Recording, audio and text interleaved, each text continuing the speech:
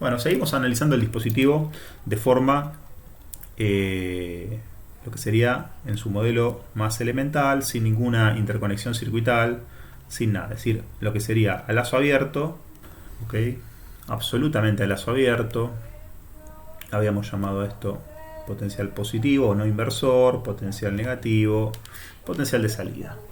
Ya vimos que justamente la tensión no estaba en ninguno de estos dos potenciales, sino en su entrada BI, ¿sí? Y la tensión de salida se medía ciertamente respecto de una referencia, ¿sí?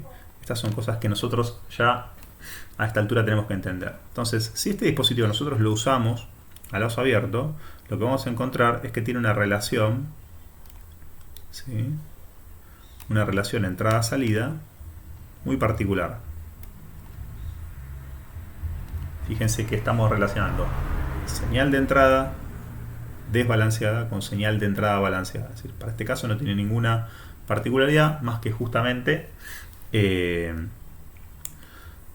indicar cómo se comporta este dispositivo. Bueno, dado que es un amplificador, lo que esperamos es que tenga ganancia, ¿sí? Que nos provea una ganancia. Y dado que es un circuito analógico, como ya dijimos, va a estar alimentado y va a tener unos límites sobre los cuales va a poder excursionar VO. Esos límites son justamente más BCC y menos BCC, como lo habíamos indicado, ¿sí? Podría ser no simétrica también, pero generalmente, sin perder mucha generalidad, vamos a decir que en este caso es simétrica, ¿sí?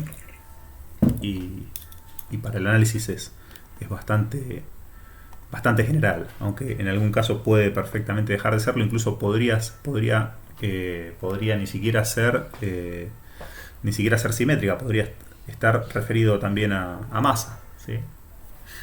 Para ese caso son op-amps especiales, son circuitos analógicos especiales, pero también podría ser el caso perfectamente.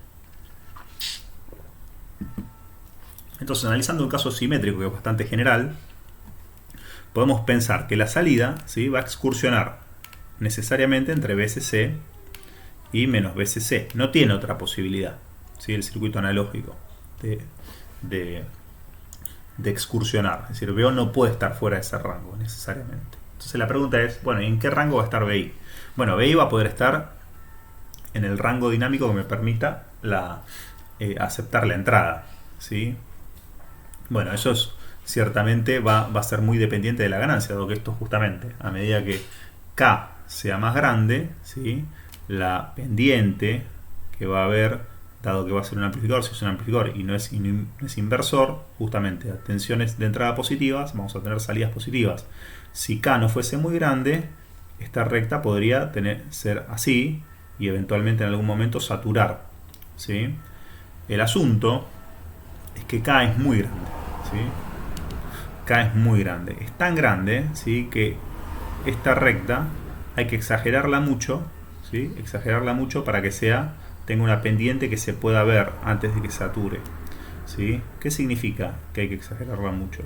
Bueno, justamente exagerar en este caso significa que hay que forzar mucho el rango de entrada. Es decir, si esto está en el rango de los volts, ¿sí?, esto va a estar en el rango de los microvolts, ¿sí? Es decir, de 5 o 6 órdenes de magnitud por debajo. Es decir, 5 o 6 órdenes de magnitud por debajo nos da una idea de que estamos teniendo ganancias, ¿sí?, del orden de por encima de los 70 dB, 80 dB seguro, ¿sí?, 100 dB tranquilamente, ¿sí? Son valores que podemos perfectamente tener. ¿Y dónde se va a notar esa ganancia? Bueno, ciertamente en la pendiente. En la pendiente de esta deflexión que tenemos acá va a estar relacionada a la ganancia, al menos, ¿sí?, para lo que se considera como continua, ¿sí?, la ganancia continua, la ganancia de este dispositivo cuando justamente la señal es simplemente un nivel estable. Entonces, esto vendría a ser una especie de comportamiento estático del dispositivo. Tenemos que entender que es un dispositivo amplificador de tensión de muy alta ganancia, es decir, K0 es muy elevado. K0, ¿sí?, puede estar en el orden o vamos a ponerlo mejor como una cota inferior, ¿sí? Es bastante razonable ver valores por encima de los 80 dB, ¿sí? 80 dB son 4 órdenes de magnitud, ¿sí?, lo cual es muy, muy importante, ¿sí? Este tipo de ganancias. Ahora la pregunta es, ¿para qué queremos un dispositivo así? Que justamente se comporte como un pedazo de amplificador, ¿sí? Y que tenga esta característica estática.